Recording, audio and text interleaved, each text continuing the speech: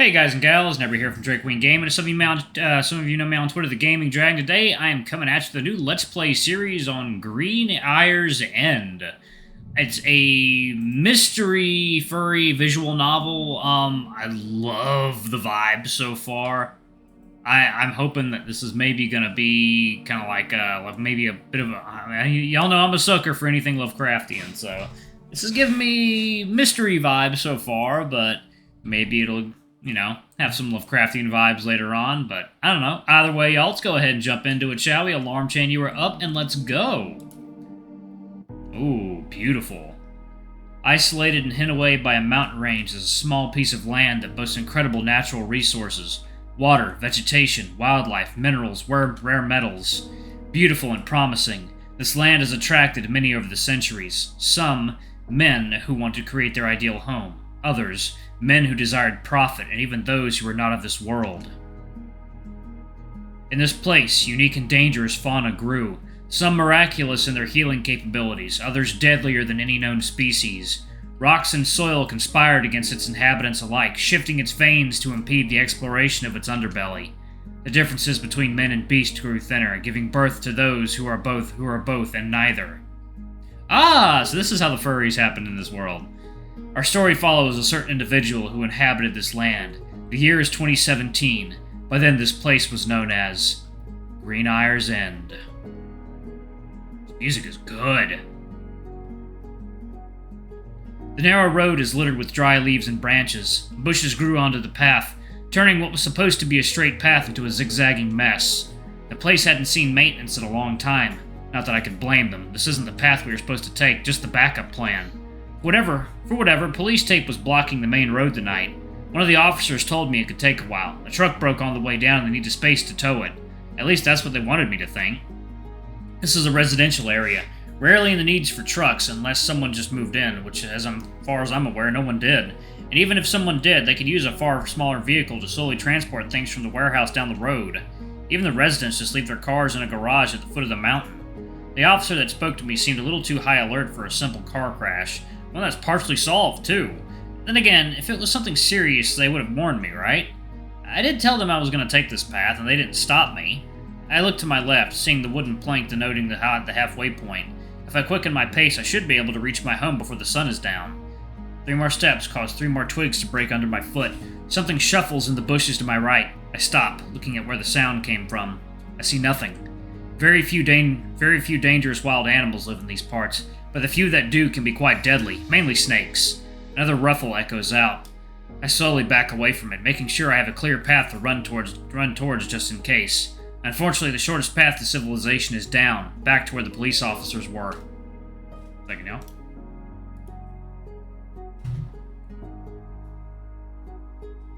Yo, this music is really good. A dark creature jumps out of the bushes. Ah! It's just a small pig. It rushes over to hide behind some trees.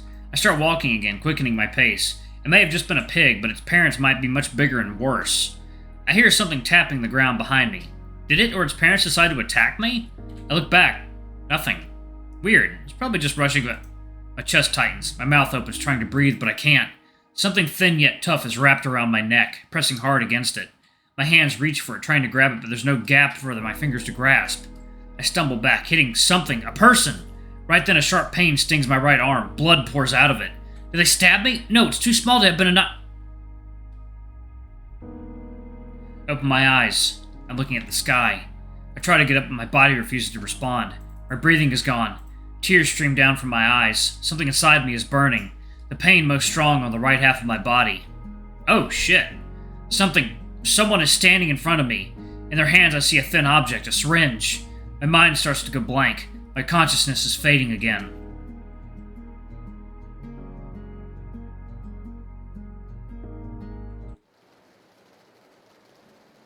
Chapter 1. A New Beginning.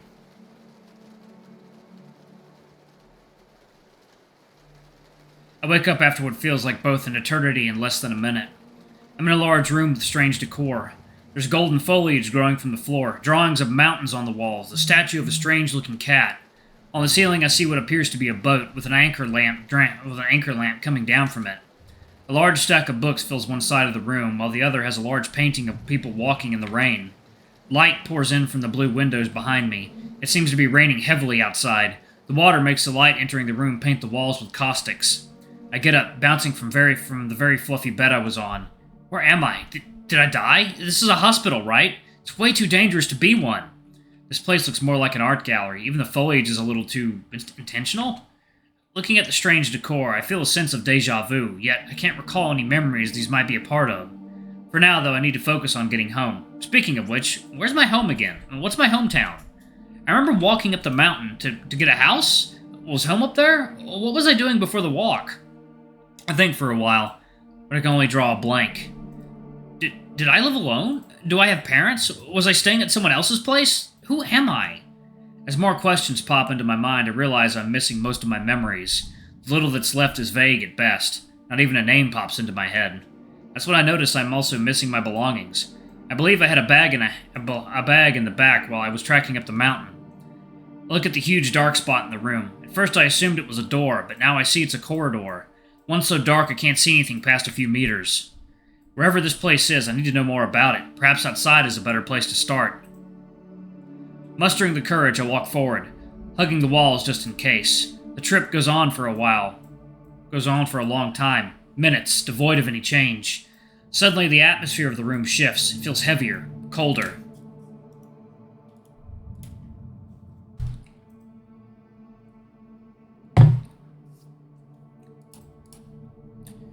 Looking behind, I see nothing. The blue light of the room from before is gone. I continue onwards, seeing a faint red light ahead. Ooh, that's not a faint red light. Finally, I emerge into a new locale, one that makes me wonder if I should have stayed in that room. The place looks like both a forest and a corridor at the same time. Looking over at the windows, I see nothing but red. Despite air coming through, I can't push my hands past an invisible frame. The confusion is further amplified as soon as I see my arm. It looks dark, deteriorated. Spots of red shine through small cracks, bits and pieces fall off over it, spreading dust over the place. A green plant vines envelop and enter my arm, seemingly feeding from it. Panning over at my lower body, I see it in a similar condition. Patting my body, I notice I have clothes on, though they look so dark it blends in with my body. Between the looks of this place and my body, I better hurry out of here, find help. I'll worry about the rest later. I walk through the long, dark forest hallway. The trip goes on for a while, no end in sight. The path splits and turns every once in a while. Neither way seems to be any more helpful than the other, so I pick them at random. A while later, I start hearing voices. They seem to be coming from everywhere and nowhere at the same time. At least they sound coherent, just weird, like hearing a foreign language you've never heard before. The voices stop a few seconds after they start. That's when a blue light appears, lighting up a particular path through the maze. With no better option, I follow it. The light eventually leads to a door, one that seems to be standing in the middle of the corridor, leading nowhere, but as I open it, I can see a whole new room on the other side. I step through, entering a much cozier location. There's a pair of comfy-looking sofas, a fireplace, drinks, food, a carpet. Something moves to my right. Oh, hello there. I step back, turning to face the new figure moments before it evokes a friendly baritone sound. Hello, dear guest. Don't be afraid. We will not hurt you. What the? I am this fine establishment's guide. You may call me Happy. As our newest guest, it's my job to introduce and guide you to this place. Sure? I stare at the creature, unsure of what to think. Its appearance is a mixture of a human and a baboon, but it also has stripes of multiple colors and sharp claws. Excuse me, but what are you? You don't know? Oh, of course, you wouldn't know. I'm a being from the other side, the world. A god, as some would say. Shapeshifting is within my capabilities. Should I wear a form more familiar to you? No, that's fine, as is. I just want to know how I've never heard of someone like you before is all. The masters of this land have proclaimed minimal contact between us and the living. As such, our interactions, if allowed, must be done so indirectly. Only after one's passing do we reveal ourselves. So we welcome you to your new home. If you decide to stay with us, that is. Living? Souls? Do you have a question? Feel free to ask, dear guest. Am I dead? Yes, for a few days by now. Where are we? We're on the other side, or what you could describe as the afterlife. We You're in a special establishment designed to host the souls of the dead. You may think of it as a caring facility of sorts. You have been summoned here by one of our managers. They will be the ones to explain your accommodations here. So someone decided I should be here. Are they expecting me to just accept that? When can I meet them? Normally you'd have to make a request, but then we'd find a time and a place for both of you to meet. However, the manager has asked for your presence. If you're alright with it. Fine by me, but I have one more thing that I'd like to ask before then. My body seems to be crumbling? Indeed, although that is better described as your visual appearance rather than a permanent effect. Will I be fine? If circumstances don't change, yes. While you're on this side, any number of things could cause these visions to become real, though. Fear not, your manager doesn't wish for that to happen. You'll most likely be safe. I guess I better get on this manager's good side, then. Fine, I'm ready to go then. Wonderful, follow me, dear guest. I follow the baboon as we exit the room through another shining blue doorway. Oh, a bat. That's cool. Outside, I see what seems to be mansion-like halls, maybe even a palaces. The ceiling is built to over 12 meters high, and the walls are filled with decor, from vines and flowers to drawings and furniture. The baboon casually strolls through the place, not bothering to check their footing, yet remaining perfectly precise. Their pace is on the slower side, which I'm glad for as I study the scenery. Attached to the walls are a bunch of papers, calendars, rules lists, news, and reminders. On the way, I see several individuals. One of them looked like a bat, another a goat, but most were humans. Excuse me, how many people are in this place? Quite a few. We host most who have lived in this area, as well as some guests from other lands. There's also the staff, who often make exchanges with other branches. So, can I meet dead people I knew here? Probably, although we prefer not to have souls wander the halls unattended. Encounters between people from different lands and times can result in undesirable outcomes. If you want to talk to anyone, you'll have to ask permission from your manager. Is this some kind of hotel? Or where does everyone stay? An apt comparison. This place is designed to house and protect souls inhabiting this side. The individuals living here each have a room and a job. During the off times, they can commune in the halls.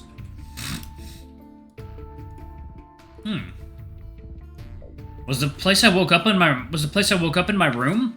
Indeed, everybody's room is created by their subconscious, then modified by our designers to best fit their needs and interests, and to remove potentially dangerous elements. Discarded elements are rearranged in the corridors connecting their rooms to the rest of the establishment.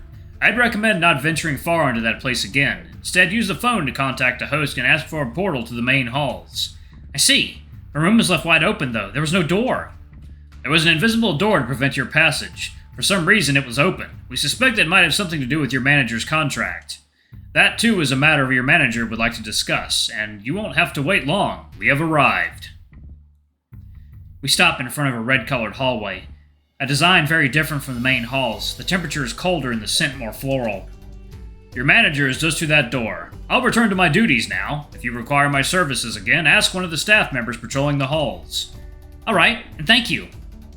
You're welcome. The baboon rounds the corner, leaving me alone at the ominous corridor. I approach the door. The air gets a little colder with every step. The door has no handle, so I press against it. My hand passes through it with no resistance, making me stumble forward.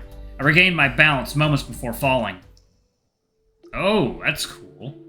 Refocusing my gaze, I study the dark room. My eyes find what they should be looking at immediately. An imposing figure sitting behind a dark desk framed by red light. The floor is covered ankle deep with a lukewarm red liquid. I'm not sure if it's the light of it or its native color, though. What I do notice is the smell. Floral, fresh, sweet, with a hint of iron. It's perfume. Alright, y'all, I'm going to pause it right there. Oh, this is great production values in this game so far. Really looking forward to where the story goes. Anyway, thank you all so much for watching. Don't forget to like, comment, subscribe, ring that notification bell. And before I go, I'm going to give a quick shout out to our lovely bronze tier patrons. Thank you all for all I do for the channel. We greatly appreciate your support. Thank you to our silver tier patron, Cade Silvermoon. Thank you for going above and beyond. It's greatly appreciated. Thank you to our gold tier patron, Trezum Guy. You're awesome. We love you. Thank you for subbing to our ultimate tier. Anyway, if y'all want to get your names in the credits and get access to all of our not safe for work contents as little as $5, alrighty, I love you all, and I'll see you all in the next video. Bye-bye.